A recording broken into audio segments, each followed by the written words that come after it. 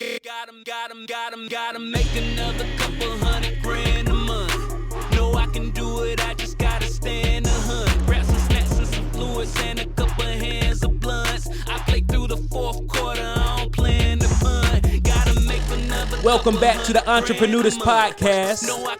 I'm your host, Randolph Love, business owner, chartered financial consultant, life coach, and today I have a special guest by the name of Mini Producer.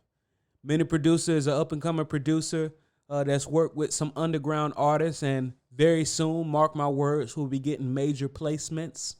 I found Mini Producer because he was running a Facebook ad. During this podcast, Mini Producer would tell you how he started with his creative side, how he started with the business side, and how he created a Facebook post that went viral. So viral that that's the post that I found him on and then reached out. So we have Mini Producer on the Entreprenudist Podcast. Mini Producer, thank you so much for coming on the show. Appreciate you for having me. Oh man, absolutely, absolutely. So I know Mini Producer is the moniker you go by, and I know how it is in the coming up entertainment, like underground, and then eventually you explode to the top. Usually with a producer is you link up with like an artist or something. But I know how it feels to go. You can know someone probably for over a decade in like the underground music scene, and they never actually know what your actual name is. Is that the way it works for you? Yeah. My actual name is Jay.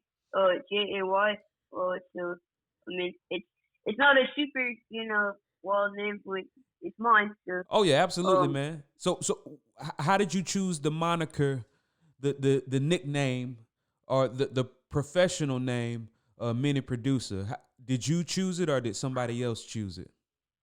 Well, I've been producing since high school, so I'm pretty sure at the time I just was like, I'm short and I make music, so I don't really think there was like some big story, you know what I mean, behind it. I thought it would work because I was small and I produced as like Mini Producer. I'm sure that's how it worked because I don't remember exactly. Okay, so that was like 10 years ago. So. Got it. So you don't remember if you came up with it, but you don't know exactly what made you come up with it. That what you're saying? Yeah, and the crazy thing is, man, that like I was so surprised that nobody else had Mini Producer. You know what I mean? Because I was just like, dang, that's like a sign that like this was meant for me. You know, because like nobody's ever had like my usernames or anything like that. The only thing I had was like, I tried to make a Snapchat and someone already had Mini Producer, but other than that, like I've always been able to have my like name, you know. So, oh yeah. So when it came to that, because I know a lot of times what people do is, once they get on, then they go to whoever owns their name and say, "Hey, what's your price?" Do you see yourself ever doing that? Like let's say you finally, well, you work with some big people, man. So, but let's say you get to that point to where you're like, all right, I got Grammys, I got cash, I want Mini Producer across all platforms. Would you ever cut the check? It really would depend because like I have my LLC formed, so like that helps a lot too. Since I already have Mini Producer LLC, and I'm not sure, but I think if you're forming something, it can't be like super similar to what someone already has.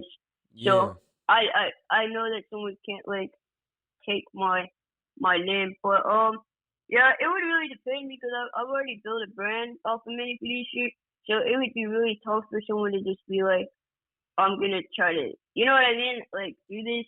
So.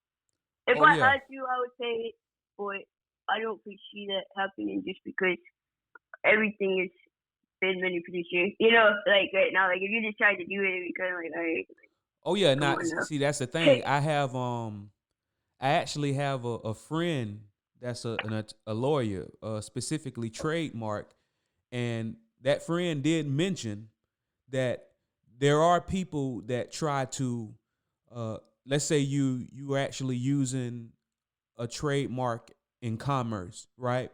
Or Uh-huh. potentially will be using a trademark as like a politician or something like that. There are people who try to buy up the digital real estate of it. Oh But wow. what she said is what a lot of people don't know is when you have a good attorney, even if they do that, you can get it quashed or like it never happened and you can proceed on. So that's something for people because that's something that I always thought. I thought, all right, let me buy up my name and all that, which I do, right? You buy up the URLs to your name and different things that you think are important or cool, just in case you plan on using it in the future. But when it comes to things like names and things that you've actively have been trademarking and pushing, a lot of times there is some legal recourse to where you don't have to cut the check for them.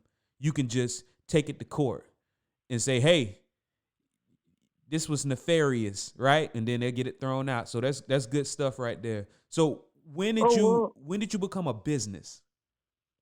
Oh, you know, crazy thing, I actually just became a business a few months ago, officially. Mm-hmm. So you know, it's wild for that like transition. You know what I mean? Between like really considering yourself like, oh, I'm a business and not just someone doing this as like a hobby or anything. It definitely changes your mentality, just on how you see yourself. You know, when you're like, yo, I'm a real business now. You know, like this is legit. It definitely changes how like I look at myself, uh, than before. You know, because I kind of just felt like prior to that, I was just making beats. You know what I mean? I just kind of like everybody else. So, because I know it's from what I've seen in the online producer community, it's really not as common for like these younger producers to really, be an LLC, file taxes. You know what I mean? They're just making money, which is great. You know what I mean? But it definitely is a shift when you like actually make yourself a legit business. Oh yeah, it's psychology, right? Because Yeah, yeah, if you wanted to, you could have kept moving on as a sole exactly. proprietor. Yeah. Yeah. And you know what, just anybody's listening in my audience, the main difference between a sole proprietorship and a LLC, a limited liability company, is when you are a sole proprietor, if you do anything that someone can consider you liable for, they can go after all of your personal things and assets, not just what's in your business. So for you, it's not well, I guess there is some, I guess the only liability that I can think of that most producers have, and this is because I'm not a producer, right? Is what, maybe sampling. Somebody might come after you for sampling. Is Yeah. Was that a part of your thought process when you switched from sole proprietor to LLC, or sampling is not really something that you're concerned with because you get things cleared or you don't use them at all? I don't use like, so if I do use like a loop or something, it's royalty free and you can use it commercially. Now the only time like some of the samples that I use, if you get like a major placement, so if I got a placement with Drake and I use somebody's from like a loop pack or whatever, then I may have to pay out royalties for them. So we'd have to split out, the royalties. Um, but other than that, I don't like to sample songs or anything like that. It's just not really my style. Um, so I didn't really consider that when I was filing. It was really more so my dad. He always was like not roasting me, but just encouraging me to like really make my business like legit. And I never really understood what he was saying because I was like, well, a sole proprietorship is legit as well. But I mean, now that I am like an actual LLC, I see the difference, just in like things that actually happen now that I am a business, and it just saves you a lot of trouble in the long run with like taxes and stuff like that. So you say he was trying to convince you for a while, and it finally broke through. Yeah, he was. He was like, yo, you need to make yourself a legit business. And I was offended at first. I was like, yo, what do you mean? Like, I am a business. Yeah. But I guess, just from a legal standpoint and how the, state sees me and that kind of stuff, like, now they will see me as an actual business. So. Man, let's clap it up for encouraging parents. Yeah. Let's clap it up for parents that encourage you, man. So now that's nice, man. That's very interesting, right? Because now psychologically you saw the switch. Yeah. When do you remember the first moment where you felt the switch? Like, all right, I'm an LLC, of course, because actually it's a coincidence. I was watching your live when you informed your people. Everybody, yeah. Yeah. I mean, honestly, when I got like because I use LegalZoom to like handle all my stuff for my LLC and stuff. So when I logged into my account and I saw like it got approved, I was like, yo, this is like real, because I didn't really think it would like impact me, you know what I'm saying? I thought I'd just be chill about it, like, oh, okay, whatever. But when I actually saw it, I was like, damn, like, that's dope, So now when people like ask me what I do, I'll be like, yo, I have a business, you can look it up, like you can search it, it's there, kind of thing. So it's dope because like it's such a difference, like when you say like, yeah. If you search, I feel like there's like a site where you can look at businesses and stuff, like look up businesses, because my bank did it. Yeah. And they can see like, oh yeah, okay, you're a registered business. So it makes a difference, like you can open a business bank account, which I'm having to do now, and stuff like that. So it's cool because like there are differences when you are like a registered business, or just certain stuff that you can do. So. Absolutely. And I want to touch back on what you said happened initially, right? You said at first you felt offended, right? Your father, he put it in your mind, say, hey, let's make you legit. And then of course you hit him back. I am legit. I'm a sole proprietor, which is true. But, based off of, I'm thinking had something to do with his experience, something he's experienced. He was able to know that, all right, I'm trying to put you on a higher psychological plane, right? Yeah. And that's where I come across sometimes, I think, because even the intro to my podcast, it talks about this song for the Creeds with the LLCs, right? Now, some people might hear that and be like, what you trying to say? Because I'm an employee, a W-2, or a sole proprietor. Matter of fact, and if you listen, the intro that I'm talking about is a song I have called "Couple Hundred Grand." It's for business owners and entrepreneurs. The part of the song I say, the sole proprietors that pray for protection, because that's really what you're doing as a sole proprietor. You're like, hey, I just hope it goes well, because if they sue me, they might take my house. That's true. That's true. All right, so he put you on that plane. All right, so before we get more into the business of it, let's get into the creative of it. Do you remember when you made your first beat, and were you calling them beats or instrumentals or slaps? What did they call them where you from? Yo, that's a great question, man. Okay, I feel like they just call them beats. Okay. Like, I don't think they call them instrumentals like that. I feel like that was more like a formal term, you know what I mean? Like, ooh, yeah, I made instrumentals. Yeah. It's like, you really doing something serious.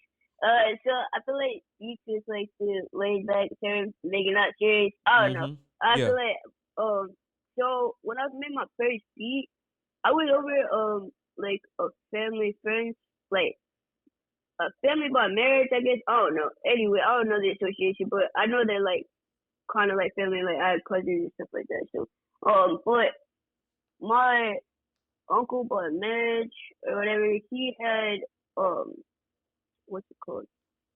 No, he's my cousin. Anyway, it doesn't matter. He had it set up with the MacBook Air or MacBook or whatever, and he had like Logic on there. And I was like, dang, this was pretty dope, you know, because he had like the keyboard or a big MIDI keyboard and stuff like that. And I just thought it was cool, so I started messing around with it, and that was the first time I made a beat. Like I don't even think it was a full beat. I just was kind of like messing around. I had no idea what I was doing. I think I loaded up some of the loops that were in the, you know, that come with the software and stuff. And I just messed around. And then ever since then, I was like, yo, I gotta do this for myself. Like I want to make music, you know. So I ended up getting this software called Mixcraft, and that was my first software or DAW, which is a digital audio workstation. And that was the first thing I used, and I started making beats. And they were not that great, to be honest, but I mean, a lot of people start like that. And I just started putting them on YouTube, and like just honestly, as soon as I started really making beats, I put them out on YouTube. Like, which is so different than what I hear from people now. They're like, oh, I waited or whatever. I didn't wait. I just put them up there. I was like, you know, might as well put them on YouTube. So the first program that you used yourself to make beats, what did you say the name of it was? It was called Mixcraft. So tell me this. Did you actually pay for it, or did you get a pen generator? Oh. And just so you know, man, coming up, man, all my friends had pen generators. Do you know what I'm talking about? Yeah, no, I try to, I try to remember. I think I did buy it. I think it was bought for me. Yeah, because I have the box. So I did buy it. My first software, I did buy. Okay, got it. Yeah, and that's different, right? Because I think somewhere along the line, I feel like there was some crack software, but at first, but I did buy that software because I know I had the red box or whatever colored box it was, but I know I have it. But I don't remember what came first. I don't know if I just downloaded Mixcraft first, and then because I recall even when I got Mixcraft, I still had to get like some serial numbers or whatever. So I may have just downloaded it first, looked online for a serial number, and then eventually bought it in that time process. Oh yeah, because you probably got tired of the glitches, right? Because and the reason why I'm bringing this up is when you're a young entrepreneur, and a lot of people don't realize when they first start making beats that they are potentially heading down a path of a skill set that could make them a lot of money. But when you start out, you're probably not even thinking about the money. You're just thinking about, I'm going to be able to make better beats faster. Or you might not even be considering the speed. You're just considering the outcome of the final product. If I don't have to deal with these glitches and stuff. But when you coming up and you don't have no money, a lot of these software programs, they have pens. And I'm not advocating stealing. But they have pen generators for people who need it, who don't have the money yet, but they have the talent and the ambition. You can get some of these high-end programs if you're creative enough, right? And get the right pens for it. And I heard you mention a MIDI keyboard. Now, explain to people what a MIDI keyboard is and how it's beneficial. And keep in mind, there's somebody that's probably going to be listening to this podcast who had no idea a MIDI keyboard existed or how to plug it in or how it can help you. So a MIDI keyboard is just like a little piano, honestly. That's the simplest way I can explain it. It's just a little piano, and you can connect it to your laptop, usually with like a USB connection. and you just plug it in your laptop, and it really helps you with like, let's say you want to do like 808s, which 808s are the bass that you hear in a song, like the big boom boom sound, and if you wanted to do like 808s, then it might be nice to use a MIDI keyboard because you can really just get a feel, for it. You know what I mean? Because in comparison to like plugging in the notes to like your software, you might not get as much of a groove from a standpoint of like when you're just playing something, you're just playing it off a feeling, So your 808s may sound different if you're just like tapping away on the keyboard in comparison to if you're plugging it in. So with the MIDI keyboard, you can, play a piano melody or make a hi-hat pattern or whatever if it has like drum pads on the MIDI keyboard, because a lot of MIDI keyboards have drum pads so that you can do like, patterns and stuff like that for drums. So it's just a really good way if you're trying to get more of that like putting feeling into your beats and kind of stuff. Yeah. Without just plugging in stuff. Absolutely. But I don't really use a MIDI keyboard as much. I do have one. But I just gotten so used to plugging in stuff that like for me like the feeling comes across either way, So but for some people they swear by MIDI keyboards, they swear by playing it. I have been wanting to teach myself more how to play like piano and stuff, because I used to take lessons when I was a kid, because I've always liked music, so I wanted to take lessons. But I want to get back into that, so that's really why I got a MIDI keyboard, is so I can practice playing piano, because I love the piano. Like, that's my favorite instrument to play in beats and stuff like that. Oh yeah, because usually typically how the MIDI products work is they plug into whatever your favorite beat making software is, and then instead of, like you said, just tapping a key and pasting it on or inputting it in, you're physically playing it, and sometimes, like you said, you're able to get that feeling across both ways, but sometimes people need that physical connection to it in order to make it groove to where people will bounce and move to it. So yeah, yes. Definitely. And just so you know how growing up, the way we distinguished between beats and instrumentals was if one of our friends made it, it was a beat. If we downloaded it off the internet for a mixtape, it was an instrumental. So it's pretty much the same as what you said. Was instrumental was like the professional, right? So if it was a real popular beat that summer, but we about to rap on it, then yeah, it was an instrumental we just downloaded. Or if it's a bunch of instrumentals on one CD, we had compact discs back then. So if it was one CD with a bunch of instrumentals, then it was a beat CD. So yeah, man, it's crazy how different things work. Where are you from? Where did you grow up? I grew up in Georgia. I was born in Ohio, so I visited like every year when I was a kid for the most part. Up until like probably in my late teens, I kind of stopped going every year now. But I was born in Ohio, but I lived in Georgia for most of my life. Got it.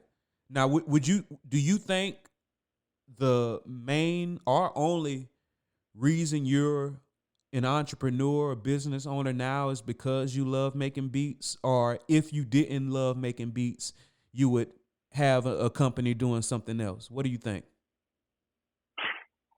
That's a good question. I've always said that I'm kind of a bad employee, and what I mean by that is like I've always just wanted to do something more. I guess I really never liked the idea of working for somebody too much. Like if I did do something, it was something really laid back. Like I worked at the mall at one point at a kiosk, and the place was called Pipe Dreams. And we sold like beanies and stuff like that. So even that was cool because it was like commission based. You know what I mean? And some people don't like commission stuff, but I did because I just use my personality to talk to people. You know what I mean? And I mean, I'm in a chair, so people are already like looking at me anyway. You know, like, oh, who's this guy? Like in the wheelchair. You know what I mean? So it was kind of easy for me just because I just used that to like get people to talk to me and stuff. Oh yeah, so I stop and can make listen. sales. Yeah, because I was like a top producer, but no pun intended, but I was like a top producer at the short time that I was there, even in comparison to the other guys that had worked there longer. And there was a little bit of tension when it came to that, just a little bit envy from some other guys. Yeah, I was like, dang, you know, and I was only like 13 or 14 at the time. So, but yeah, there was a little envy because like people just didn't understand. They didn't understand what I was doing, and I was like, I'm not doing anything. Like I'm just being myself. You know what I mean? Like, cause I know that people don't like kiosks and shit. Cause I don't like kiosks. You know what I mean? Yeah. So, yeah. So you think? So do you think you? Because I know when I went on your link tree, of course you had merchandise and all of that. Yeah. Affiliated with the mini producer brand, I think. So Yes.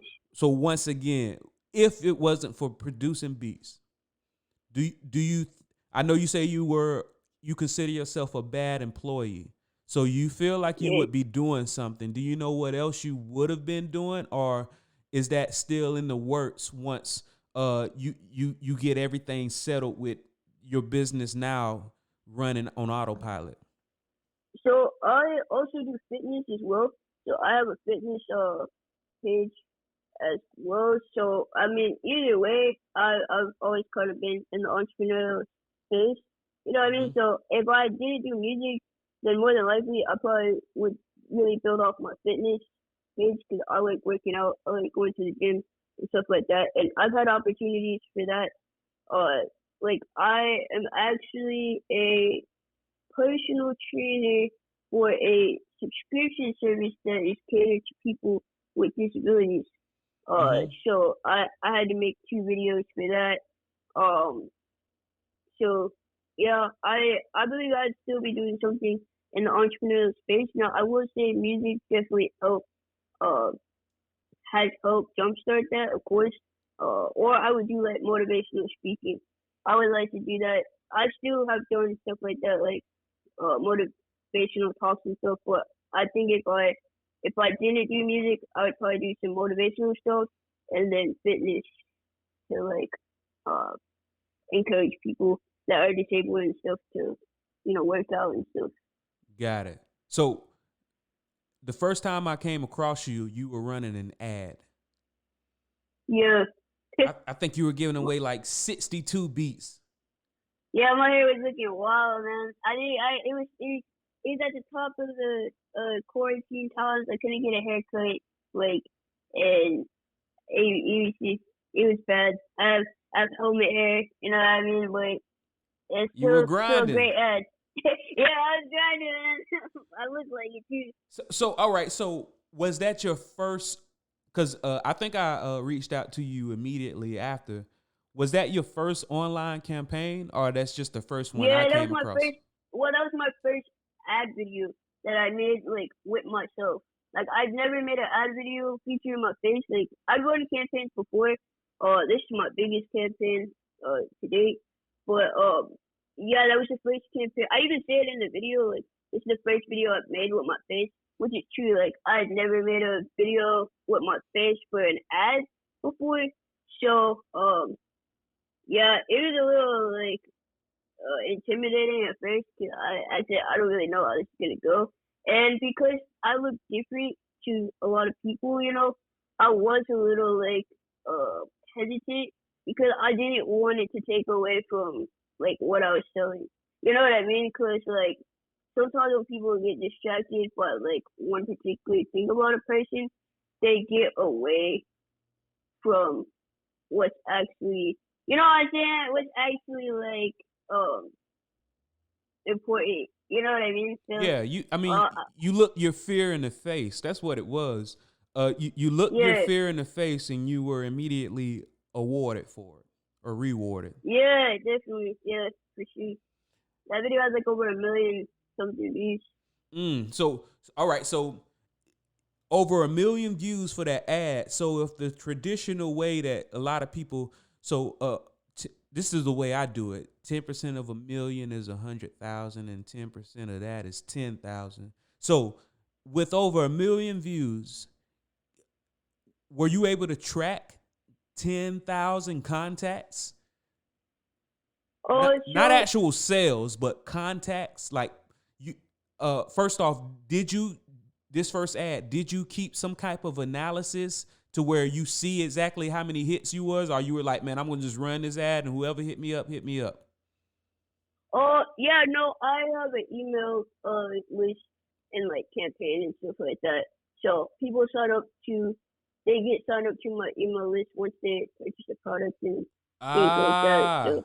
So do you have like a regular amount of time? Like, do you send out an email once a week, once a month, or are you doing that, or do you not recommend that? I'm annoying. I'm not gonna lie to you. I'm a very aggressive marketing person.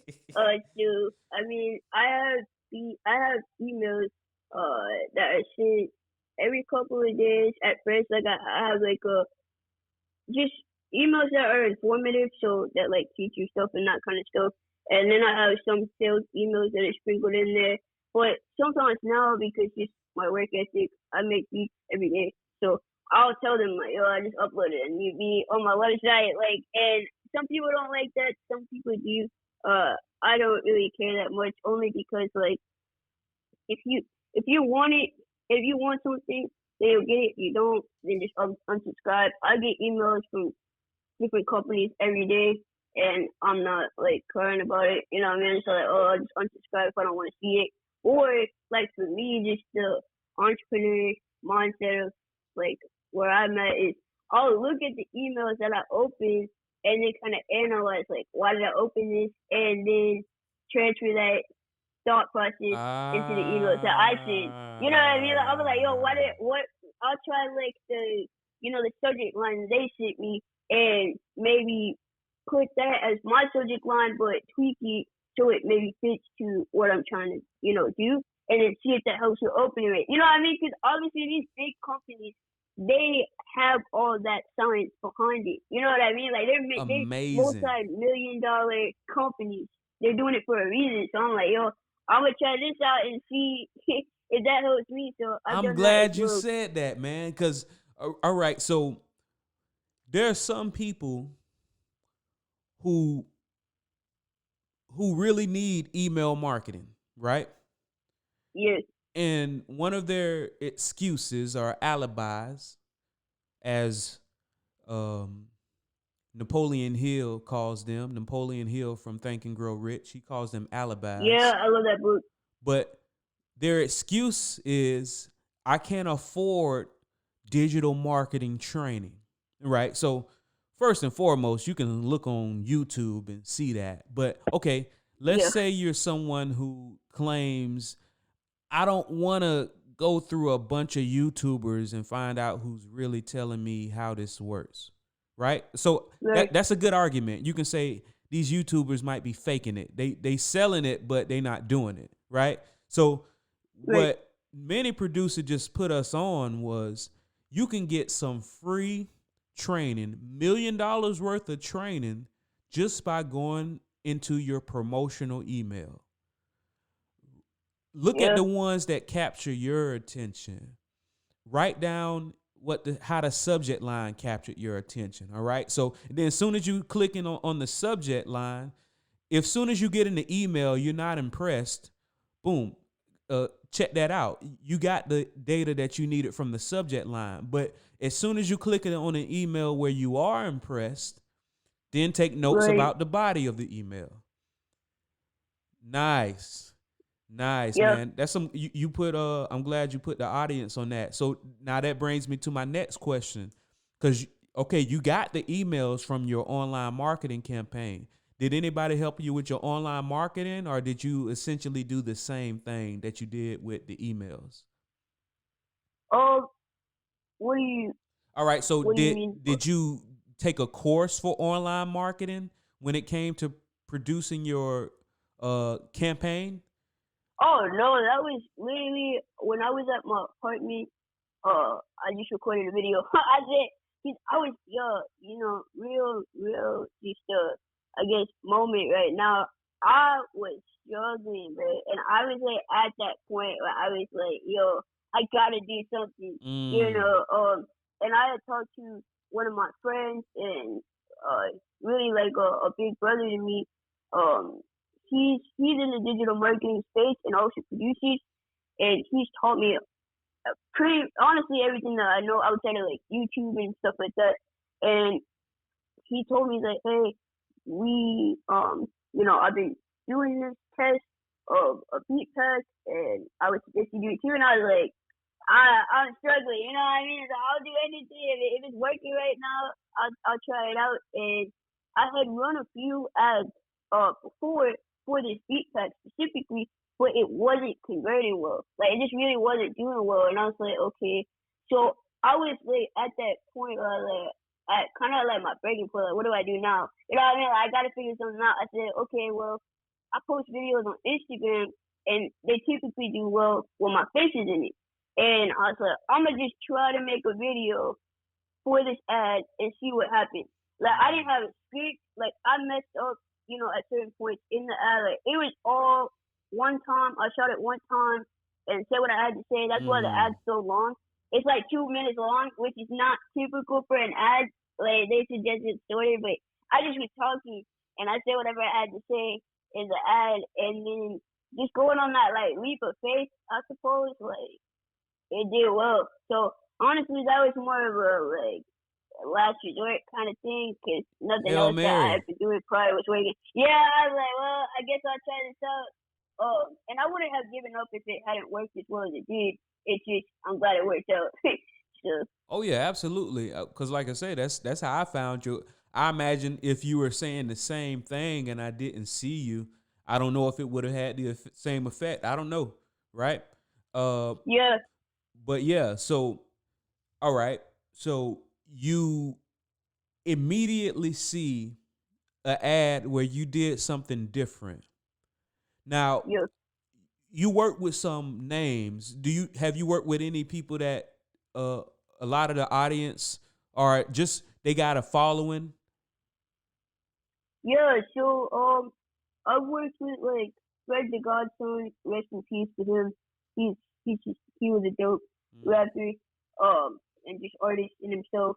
I've worked with Boldy James, who he just had a project with Jay Versace come out, and I have also had some upcoming releases that are supposed to happen, like Blue Vandross, and he's an Atlanta artist, I believe. I want to say he's out of Atlanta. Yeah, I don't know where he's from, And but I think he be on the he East had a Coast a lot. restaurant. He had a restaurant and stuff like that. Yeah, he be on the as East well. Coast a lot, I think. Yeah, so he's featured with an artist who goes by the name of Yossi. I still need to be able to pronounce his name, because some artist names are just like I don't know, but it's Yotsai. So he's a dope artist. He has a song coming out with Blue Vandross that I co-produced on, but just beats that I did by myself, like strictly with Boldy James, and then Fred the Godson are some people that the audience may know. Okay. So I'm really proud to have worked with. Okay. So I've heard now famous producers say that what happened, because of course you got the people who, I guess a beat sells off of a beat site like a BeatStars or something like that, and then it just blows up. Yeah.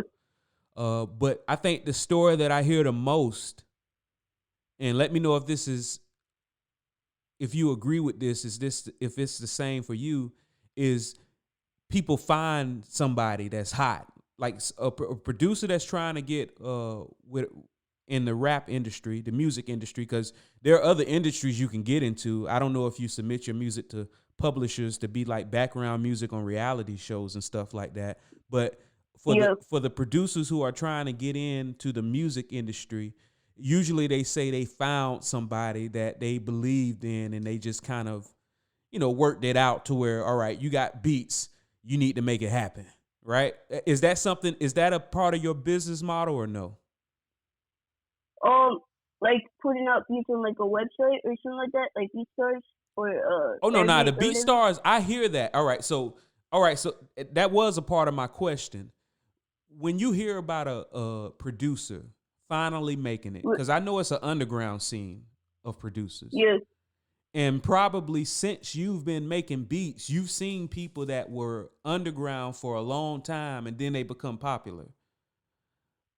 My thing is, when that happens, what usually is the reason? Is it that somebody just bought their beats off a beat website, or did they find a group of artists to work with that they kind of like, almost like a production deal?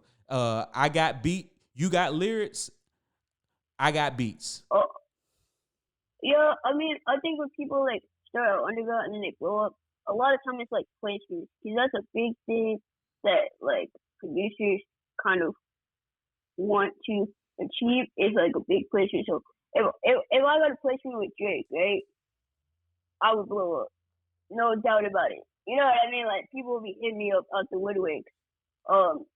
So I think like going from the underground scene. Now sometimes an independent artist may just have a lot of traction and find your beat off of your website and purchase it and make a song, and that also can help you. But there are a lot of ways I feel like you can kind of build up. I mean, it could be a brand thing. You know what I mean? Like just feeling a strong enough brand name where people mess with you. You know what I mean? Like it doesn't always have to be a big placement. So is placement, because I heard you say an artist downloads it off the beat, downloads it off the site, and then placement, you associate it with Drake. So is that kind of like the beat instrumental metaphor or analogy we were using, to where a placement is when a well-known artist raps on your beat, not just anybody? Yeah, typically that's like how most people that like produce and stuff see a placement as. I mean, a placement is, I guess, whatever you kind of make it, but for the most part, it's when a notable artist, like uses one of your beats or whatever. Just because when you do get a placement, I always say it only takes one song, and that's kind of something that I've been really looking right now, is to get with a more notable artist. And when I say that, I mean that in the best way possible. Like obviously, Fred the Godson is dope. He was dope. He's a dope guy. However, for the bigger population of artists, like current artists that I know of, they want producers working with people like Lil Baby, or you know what I'm saying, like artists that are more current in their space. Even with Boldy James, he's a dope artist, and now he's getting the recognition, with Jay Versace, which I'm really happy about. But even that is not necessarily enough. And a lot of these artists want, it has to be someone that they can relate to. Like, because Boldy James is more conscious. Fred the Godson is more a conscious person. You know what I'm saying? Kind of. Yeah, so, you said you want that. You want that bop music. You want somebody that makes that not necessarily conscious, even though conscious is great music. You want a song that's gonna be played at the top of the club hour. Exactly. So that's something that I have been really wanting to do more of, is even getting that one like notable placement. People like, that can change your whole situation, and that's what people don't understand. You can really change your situation off of one opportunity. Mm-hmm. Like so many people think it's got to be like, oh, I gotta have 12 opportunities. Like it can take one thing to change. Absolutely. Your life. That's one of the things they say, opportunity is knocking, and something that I came up with. When it knocks, nobody knows, nobody looks, nobody goes. So just imagine sitting in the house and you're in the back of the house and to where you can't hear the doorbell and opportunity is ringing the doorbell for you. If you don't know what it looks like, how can you take advantage of it? And people think of take advantage as a bad word. Nah, it's just how you use it. When opportunity comes, you need to take advantage of that opportunity. But first you need to recognize it. That's why we're talking to people like many producers. And you gotta be ready for it too. Like that's one thing. One of my friends that told me, he's like, when they call me because they woke up, he's like, you gotta be ready for it, because you're not ready for it, you're gonna miss out. I didn't understand it at first. Like, what do you mean you gotta be ready for it? I get it now. Like, you gotta be, like, even when that video went viral, I was ready for it. You know what I mean? Like, I didn't really know the outcome, but I had everything set up in a place where, like, no matter what happened, I was ready. You know what I mean? It went viral. Yeah. So did you have your merch and everything prior to that, or once you saw the flow of people coming in, you're like, all right, I need merch?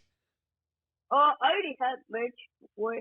I really capitalize on a lot of the traffic that comes in now, because I see it and it's an everyday thing, and it's wild. Like the thing I really believe like why it did so well is because I didn't make it to go viral.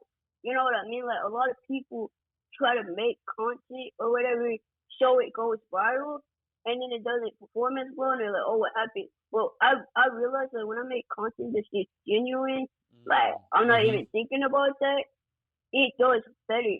You know what I mean? So, like, that's one piece of advice I would give to somebody. Like, don't think so much about trying to make something go viral, because that's the whole point of going viral. Like, you're not trying to force it. You know what I mean? So, like, I used to be that person that had like a real content strategy and, you know, have a list of things I was gonna do. But I realized, like, just me making whatever content I like, you know, some of it did really well, some of it didn't. But it was always something that, like, I just really like doing, and people like seeing, you know what I mean? So, I mean, I just feel like if you're a content creator or entrepreneur, like, don't focus so much on trying to be like, oh, I'm gonna be a viral sensation. There's a lot that comes with going viral, and I think that's one thing. That's why you gotta be ready. You know what I mean? Because, like, when you go viral, like, like, a lot of people are about to come your way. So you gotta be ready. You gotta have, like, the team, you know, the mental capacity to, like, handle all the people that are gonna come to you. So if you go viral or you want to go viral, just be ready, you know. Oh yeah, and I like what you said. Either introducing or reinforcing the people that they should remain genuine, because this is what happens. And this is from my standpoint, right? There are billions of people in this world, right? There may be, of these billions of people, at least 100,000.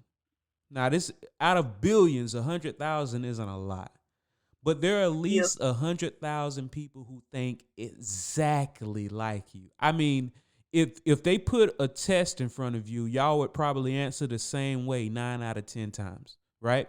They think exactly like you, and they have a lot of the same values and principles. So what happens when you put out an ad where you're trying too hard, you're not being genuine? So not only will the people who actually thought exactly like you, that the 100,000 people, pinpoint that, all right, that's not genuine, I'm not messing with it. The people who you were trying to impress, the other billions, they not going to vibe with you anyway. And if it does happen to go viral, you got a bunch of people you don't even vibe with. Yep, that's true. That's on. I mean, that's why the video, like I said, has been the best one.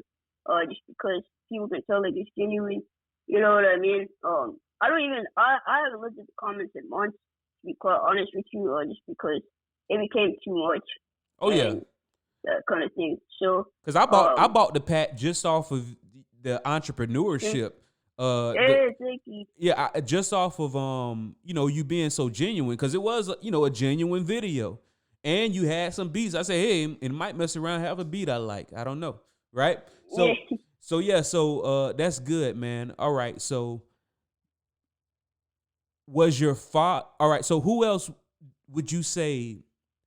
Is there a group or somebody that you can say? Because I know your father encouraged you to actually form a business. Is your father an entrepreneur or business owner, or no? He just saw that in you, and that's what he encouraged.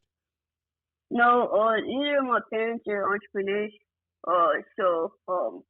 Yeah, he just saw that in me. Like, he's like, yo, you've been doing this for a while, man. So it's time to get it together, kind of thing. But no, I'm the only one in my immediate family that's like doing something like this. Do you remember your first example of a entrepreneur? Because I know at first, like we discussed, you didn't see it as a business. It was just a creative outlet. But do you remember your first example of an entrepreneur where you said, okay, you noticed it? That's a person. That's a business owner. Yeah, my friend Ryan, honestly, like I said, he's like a bigger brother to me. And I mean, I met him when I was in college. Just honestly from a group chat online, or like with other producers, in Discord. And he just like commented or whatever. I had put a beat, and he was like, "Yo, these beats are dope." And I knew someone else in there that also produced, and like we just started talking on like a Skype chat, and we've been friends ever since.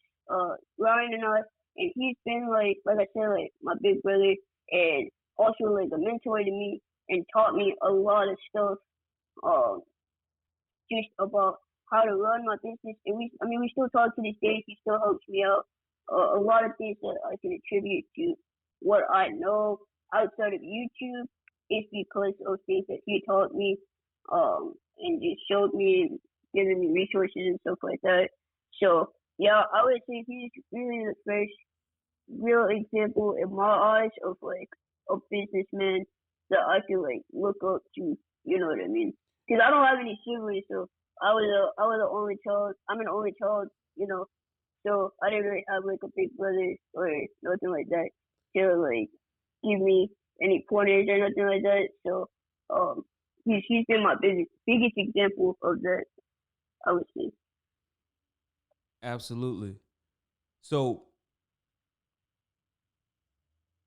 when it comes down to how you monetize your beats, do you also send them to like reality shows or publishing companies that submit to reality shows and other places where music is placed in the background?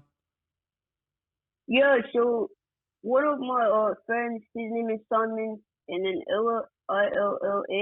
He also is like one of my mentors as well, and we make beats every month, and send them out, and we send them out for like TV placements because he has a connect for that, so we do it in hopes to get placed in like reality shows, TV, and stuff like that. So I do that every month, and we've made over like 50 something beats together for that. So So what it is?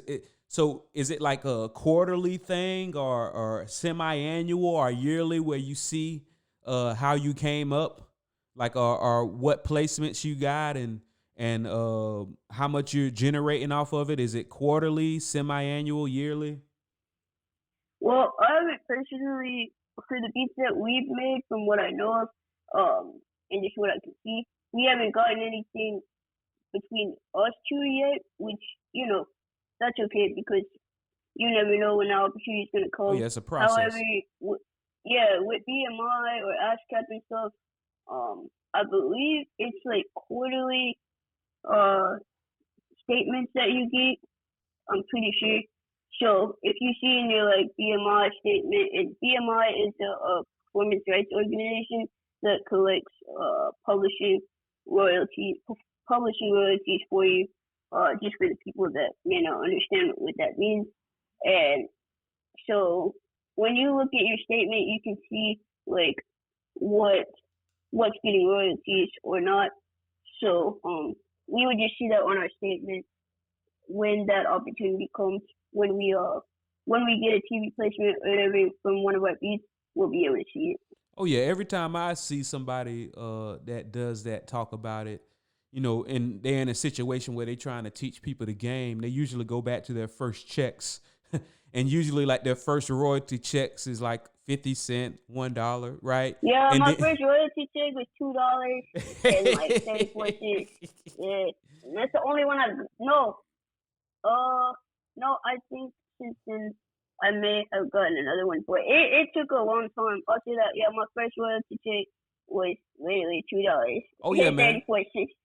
No, it's a beautiful feeling, man. Cause I'm actually with ASCAP, and Oh, I don't, nice. and I don't know if it was you know, it was one of them things where people just said it. I never read it anywhere, I don't think, but people just said if you're a beat maker, you go to BMI. If you're a writer, you go to ASCAP. But you know, it worked either way. It just depends on who you like. They're both performing rights organization, and I believe it's another one. I think it's called CSAC, if I'm not mistaken. Yeah, CSAC is only. It was $2.53 specifically. I just looked at it. That's my first check. Man, I wish I saved mine, because I remember those the first checks. Now I still get publishing checks and things of that nature, man, and I get thousands of streams, right? So it's one of the things to where it's still not like you ain't about to quit no job. The way they're doing streams, if people were downloading, yeah, if you're getting thousands of streams every day, oh yeah, you can quit a job somewhere, right? But with the way streaming is, that's why you got to try to reach as many broadest people as possible, because you're not going to quit no job off no thousands of streams. You need millions, right? Yeah. But once you start getting millions, then hey, it is what it is. All right, so we covered how you started the creative side. We covered how you got into the business side and your mentors, and how you were, based off their advice, ready when that video went viral that you didn't expect to go viral. Yeah. Other than, of course, getting a lot more emails, a lot more buyers, is there anything else that resulted from going viral? Oh, I feel like my brand name has definitely strengthened. And I've had more opportunities like interviews and people reaching out to me to do like custom work and stuff like that. So I definitely would say like outside of the sales and stuff, like it definitely just gave me like more respect in the business now. Obviously, you know, some people don't like the fact that so many beats. Just for the standpoint, like a lot of producers, you know what I'm saying? They feel some type of way. But my thing that I would say to that is a lot of the people that do make beats don't really understand the science behind it, like the business aspect of it. Because one thing that my friend taught me about, it was called talent value. And more so what that means, Ryan, is he would say, like, stop being so emotionally attached to the beats that I make. You know what I mean? Because, you know, you have some people who will never sell a beat. You know what I mean? They'll never sell a beat. They'll never give it away. And he taught me, like, not to have so much talent value from the standpoint, not like, oh, don't care about what kind of beats you make or just make trash.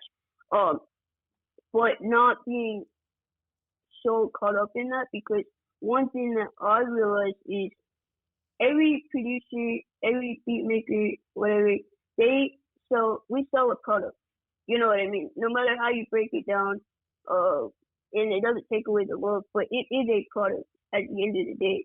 So when I created the 62 beat pack, I don't look at it as like, oh, you know, I'm giving my whole life away, or these beats are so precious, I can't do it for you. You know what I'm saying? Like, it's a product, and my my biggest goal is to impact as many people as I can.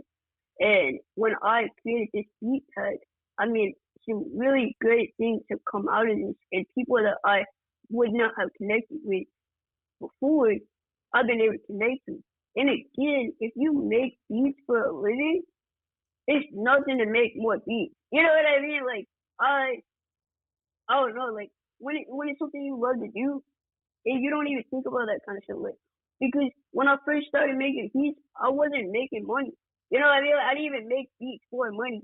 You know what I'm saying? Like, I just did it because I love it, and I still love it. So, like, I remember I was on this website called rockbattle.com, and they used to have these crazy sales all the time that affected every producer. And one of my beats sold for like $2. But I was happy. You know what I'm saying? I was happy. I was like, yo, this is the best $2 I got. You know, so like stuff like that, man. It's like, I think a lot of these newer producers, and it's no shade towards them, but a lot of them are so money hungry that they miss out on opportunities. Yeah. And that might go over some people's heads, but like, if you focus so much on the money doesn't come. I notice when I like don't think about the money comes to me. You know what I'm saying? When I'm not like hyper focused on it, it's like it comes to me, like I attract it. You know. So same thing with the placement thing. Like a lot of the placements that have happened, I wasn't expecting. It's just like, oh yeah, this song. I was like, oh dang, for real? You know, it's not like, oh that's cool. You know. So I think people have to really do their research, because a lot of research has gone into the product that I sell right now, the 62 beat pad. It's a lot that goes into it. There's strategy behind it, and it's a lot more than just a 62 beat pad. There's other offers that you can get outside of the 62 beat pad on that same page. Like there's just a lot that goes behind it. So I would just say, like, don't ever knock something just because you don't understand it. You know what I mean? Because you may miss out on a lot of blessings because you didn't take the time to like really look into something. Absolutely. So let's I think I got a couple beats from you, man. Okay. Hold on. I got a couple instrumentals from you, man. Hey, let's get professional. So let's see what we got. Let's see.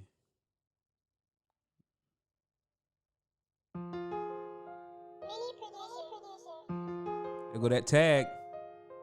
Yup.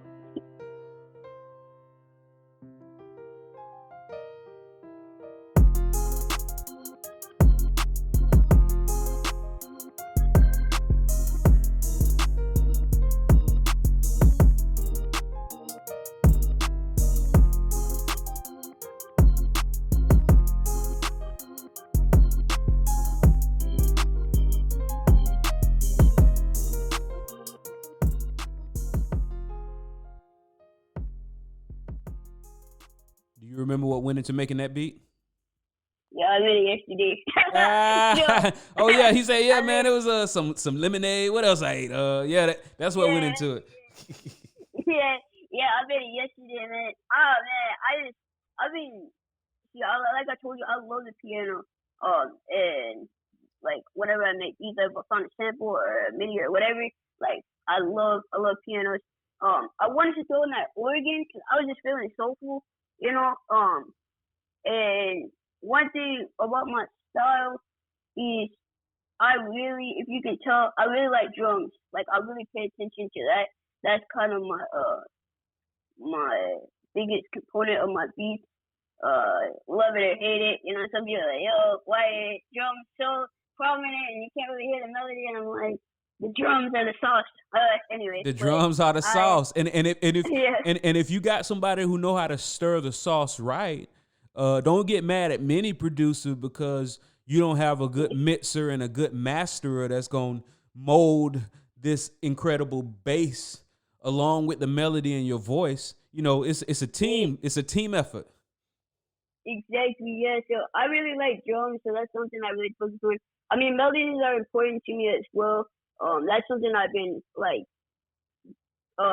working on getting better with, even though I've been doing this for a while. Like I really have wanted to get better at my melody game. But my strength is drums. So any beat that you hear from me, you're gonna know because the drums are gonna be knocking at Oh, any time. absolutely. And I know I see that you have the BPMs in the title of your instrumentals. So tell me this. I bet you didn't start from the beginning putting your BPMs in your title, or did you? No, I did not. So what I'm made you change? What made it to where you like, all right, it either benefits me or my clients to let them know up front what the beats per minute is, the BPM is. when I started selling beats online, I just started to notice what other people were doing, and they like had the BPM. And then once I started even getting further, I noticed that A&Rs and stuff, they said like we want you to have the BPM and then the key of the beat. And I said, oh, okay, well if I wanna do this long term, then I need to make sure like I have these components. So yeah, Oh I yeah. definitely didn't start out doing that. Oh yeah, that beat was BPM C minor, folks.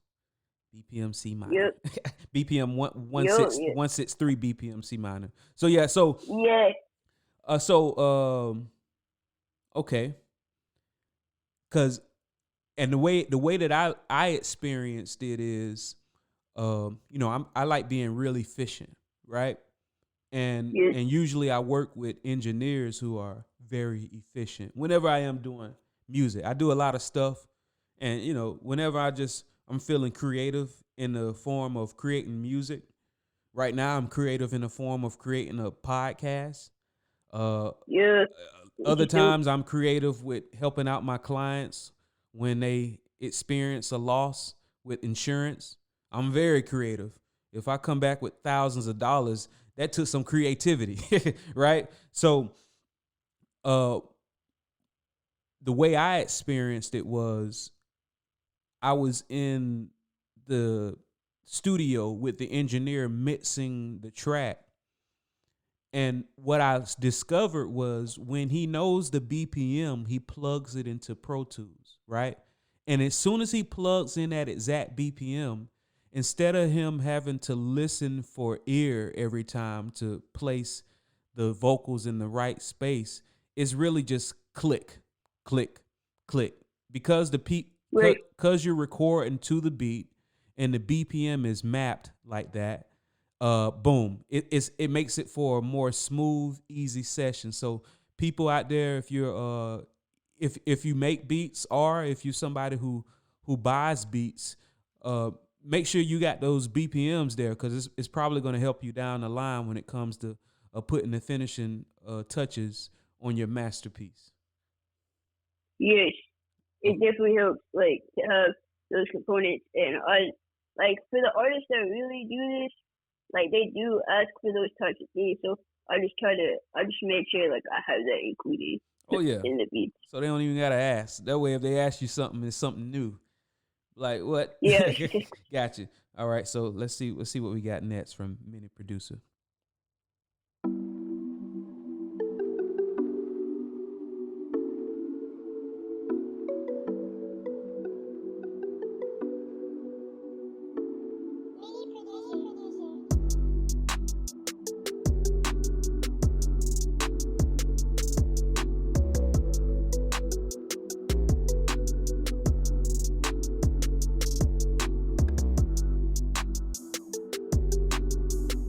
A lot of my audience are office workers. They in the office vibing right now. Hey. Or they just signed a new client. They on the ride back to they on the way to another deal they about to close. Yo. That was Roses. Did you? Hold on, I think. The name is Roses.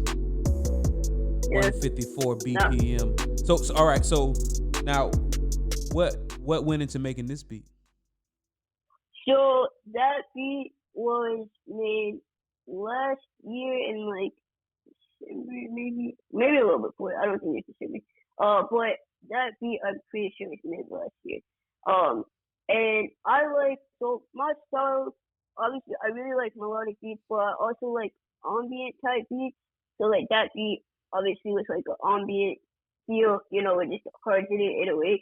So I would say for my style, like those are kind of what I lean towards, either melodic beats or that style. So when I made that, I just was like, man, I'm feeling kind of chill right now, and I had to make it for an opportunity, but nothing happened with the beat or anything like that. So I just ended up putting on my beat story. There you go. But yeah, I had to make it for someone, for an A&R, and then nothing happened. So I was kind of alright. And I waited a good amount of time before I did anything with it, and that's why. So I put a lot into it because I was like, well, it's gonna be for somebody, potentially big. I wanted it to be really great as well. So say somebody. That's what I did. Not all right. So tell me this. I used to have a friend of mine that they made great beats, right? Probably still do. Right. And the end of their beats, they would go crazy in a good way, right? Now keep in mind, these beats are already 3 to 4 minutes long. So they ain't going crazy to around minute 3. But by that time, somebody is skipped. And keep in mind, it's great to build that up. I mean, because we really into music to where we understand the importance of building up. But so do you put majority of the most crucial elements to your beat in the beginning? And if so, is there a science to it? Yeah, I mean, I typically have like an intro and then the hook. Like, I don't do like intro, verse, hook, or whatever. I don't know. Because verses have always been so chill to me, so I wanted to start off like ready to go. So I mean, even if you notice in the intro, of that beat, it's not really long. It's an 8-part intro, which is a standard intro for most producers, that like make beats. You know what I mean? An 8-bar, that's like a 4 count, like a 1, 2, 3, 4, 2, 2, 3, 4. That was 2 bars. Got it. Yes. So it's short. Okay, and now is there a reason why it's short and you do it in the beginning? I like to start stuff off like from the top because I don't want people to get bored. Because for the most part, like you can tell if you're gonna like a beat in like the first 3 seconds. I honestly believe, like when you turn on a beat, you know if this is gonna work. Yeah. So I really try to make sure like every beat I do, and not everybody's gonna mess with every beat that you do. That's just natural. But I really do try to make sure that like my beats start off with something catchy or something that people will like. You know what I mean? That people will vibe to and that kind of thing. So, well, speaking of vibing, that's my thought process. Speaking of vibing, let's take it to the last beat from Mini Producer, and they've heard your tag at the beginning.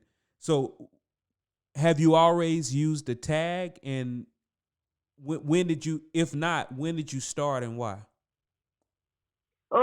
Yeah. So I made my tag, and then I made it higher.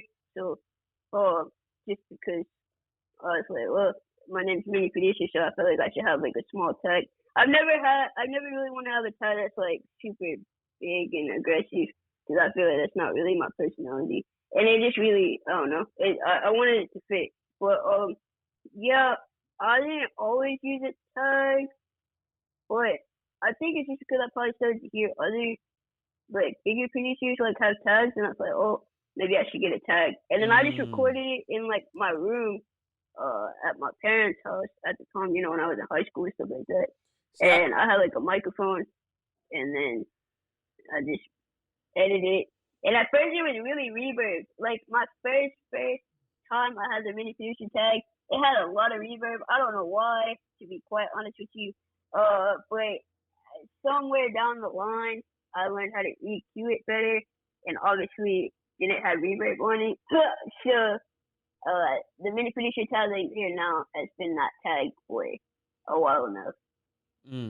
And I like how you say it. A lot of creatives, and maybe rightfully so, don't want to be accused of copying another creative, right? Yeah. So when you're able to look at things, because creating an email ad, that's creative, right? Putting tags on beats. It's some producers won't even tag a beat, right? Because other people tag beats and they are different. Yeah. But how are people gonna find you? Right?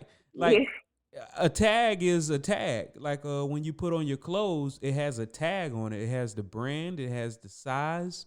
Usually, depending on the producer that makes it, you know what you can expect. Some producers not so much. They always come different every time. But that tag will let you know you're gonna get that same quality product. That might be some way that some people look at the producer tag. So let's play this one. This one is charged up, and you say it's a 24K golden. Now, is it 24 karat golden or 24K golden? It's 24K golden.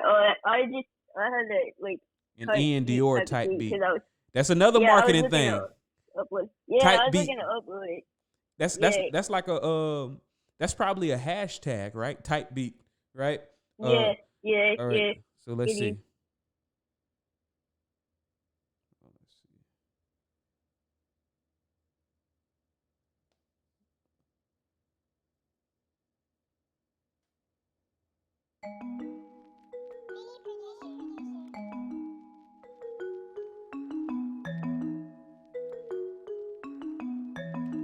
That 8-bar intro, or 4 bars.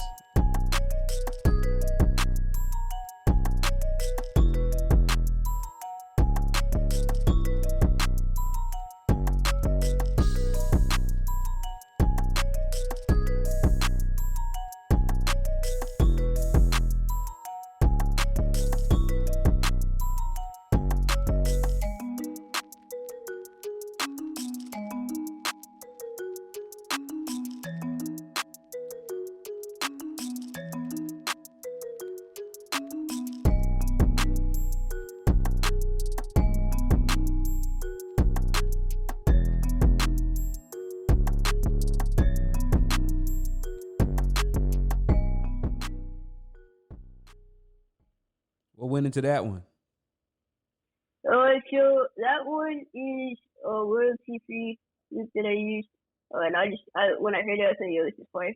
I like how it's like up tempo, kind of light and stuff like that, and the 808s are just hitting. You know, you can hear the 808s just like, you know, knocking on your door. Oh yeah. And then on the verse part, if you heard, so on the part of the verse, so it had like the part where it just sounded, you know, or whatever, and then the clap and the hi-hat.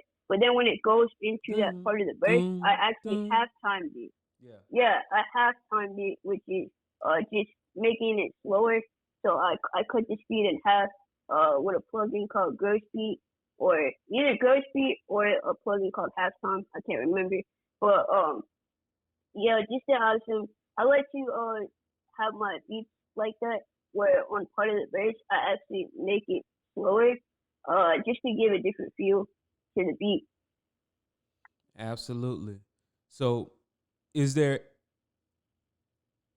anything else that you want to leave my audience with? Mini Producer, it was definitely great having you. Is there anything that you want to leave them with before you go? Anything that you're promoting, or any last words? Yeah, so I would say if you want to keep up with my journey, you can check me out at Mini Producer on all social media platforms. I primarily keep up with Instagram and also my website, miniproducer.com. You'll be able to purchase beats, and there's different licensing options on there. You can read about them on the website as well, or contact my support team if you have further questions. And then the last thing I would say is, you know, if you're passionate about something, don't give up. Like, don't stop. Don't let people get in your head, because people will if they didn't go after their own dreams, or they see your dream is too big in their mind. Like, just keep doing what you're doing, even if it doesn't feel like it's working out right now. Like, you never know when that moment is going to be where everything changes, because it only takes one opportunity for your whole life to, you know, take a different direction. So keep working, keep grinding, and like, don't give up. Absolutely. Thank you so much, man. Thank you. Thank you for having me. Absolutely. That was Mini Producer. And one thing that I got, and then one thing that I hope you all got after listening to that interview, is that Mini Producer had a fear. He had an insecurity. But what did he do? He looked that fear, he looked that insecurity in the face, and he was immediately awarded for it.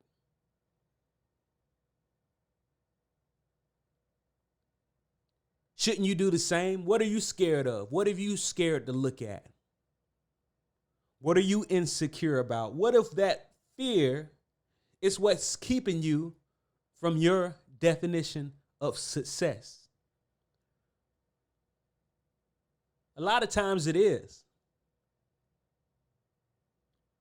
Like those old treasure hunting movies where they have to have faith and walk across an opening in the floor that they can only see if turned around backwards, looking in a mirror. It's telling you to conquer your fear.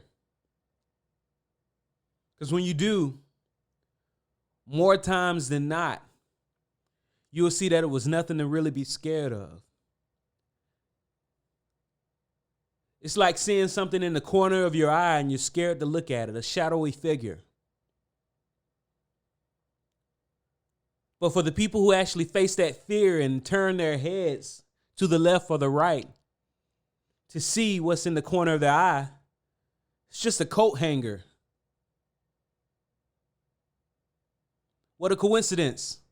You have a coat to hang on it. Who wants to sit in the house with a coat on all day? That's what you're doing. You're refusing to look at the corner of your eye, sitting uncomfortable with a coat on, and then when you look, you see that it's a coat hanger for your coat. It's not no shadowy, scary demon. It's something that you could use to your benefit. In some instances, fear is healthy. In most instances, it's debilitating and it's causing you to be depressed. Always, always avoiding your fears.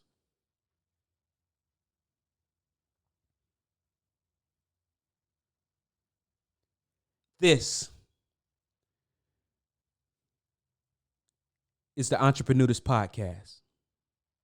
Gotta make another couple $100,000 a month. Know I can do it, I just gotta stand the hunt. Grab some snacks and some fluids and a couple hands of blunts. I play through the fourth quarter, I don't plan to punt. Gotta make another couple $100,000 a month. Watch me. Know I can do it, I just gotta stand the hunt. Grab some snacks and some fluids and a couple hands of blunts. I play through the fourth quarter, I don't plan to punt. Watch me, son. If words to cut, I got lots of swords. I'm old school like a harpsichord. I'm no fool, I'm with the gods and lords. A cold brew that's quality hops, of course. This for the crews that's tired of mopping the floors. If you're still with the carrots and sticks, all of the merits and tricks, the clock punches and free lunches when you're coming on Sundays. I'm sorry, my dudes, this song ain't for you. Just keep on working till you're eating angel food. I'll come home and crank on the news. It's for the creeds with the LLCs, yeah. The board of directors that make the directors, yeah. That's sole proprietors that pray for protection. And the ones with the solid business plans that's looking like cake to investors. You do a disservice when you wait for perfection. That picture doesn't exist, but doesn't dismiss. I insist as you miss it, you fix it, you get it. Wise words I once heard from a seasoned detective. Things a little different once you change your perspective. Look at me now, gotta make another couple $100,000 a month. Know I can do it, I just gotta stand the hunt. You've just been listening to the Entreprenudist Podcast, the place to come hear real entrepreneurs and business owners bear it all. If you just arrived to the station, subscribe to the station.